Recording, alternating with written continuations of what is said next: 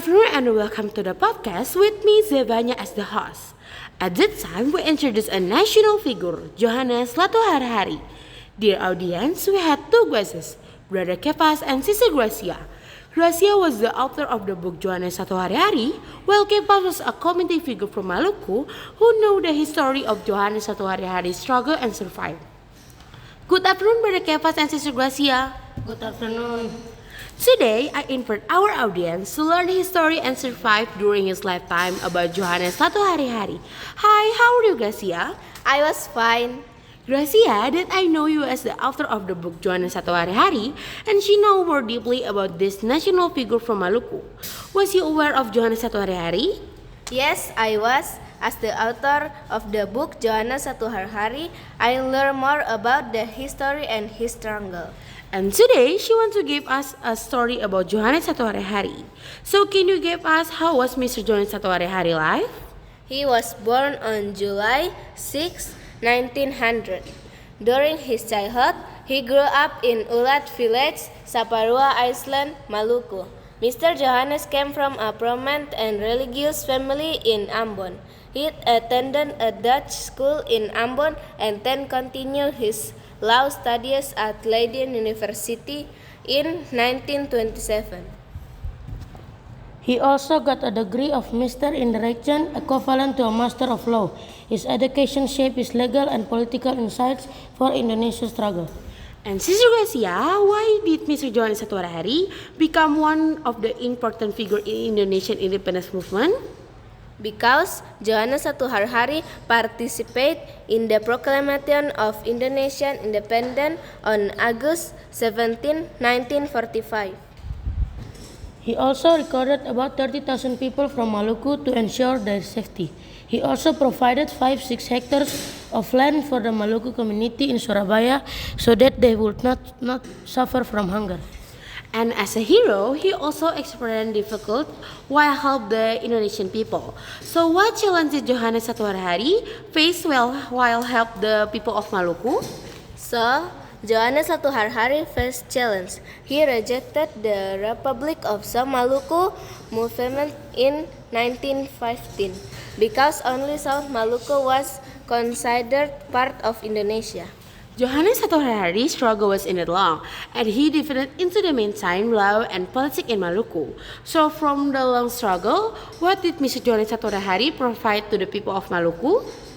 Mr. Johannes Latu Harahari prevented the separation of the Republic of South Maluku in 1915. Some people in Maluku want to separate from Indonesia. Thank you, Gracia, for sharing about Mr. Johannes Latu Harahari. And also me and audience can learn more about Johannes Latu Harahari.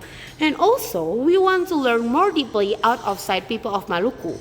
So for help us to learn about that, I invite Brother Kefas for help us. Did I know Brother Kefas was one of representative of people of Maluku who know the history of Johannes Latu Harahari. What did Mr. Johannes Latu Harahari do for people of Maluku? He helped Maluku students who rejected from school by negotiating with the Japanese so that they accepted to study at Ika Daigaku Medical School. That I knew, he became an intermediary for the people of Maluku and helped provide 5-6 hectares of land in Monokolo. The struggle carried out by Johannes Latu Harahari gave many positive impact to the people of Maluku. How did Mr. Johannes Latu Harahari help the people of Maluku, and what was the impact? Mr. Johannes Latu Harahari helped the people of Maluku by improving the economic condition of the community, and the impact was as the first governor of Maluku. He took revolution to defend Indonesia independence. Brother Kefas, thank you for your answer. As the last question, where you gave us some information about what we could learn from Johannes Latu Harahari and why he became an important figure. Yes, I was. We learned from Johannes Latu Harahari to continue helping the people around us. As written in the Bible in Matthew 5:44, we should not hate other people but must help everyone even when there is hatred. Can I give one Bible verse? Yes?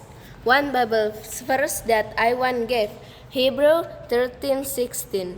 He became an important figure because he was one of the few independent movement leader from Maluku with a background in law.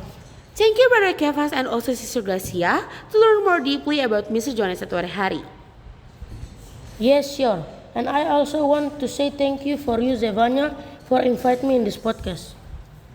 I also want to say thank you, and I happy can give a new information of Johannes Satuari Hari.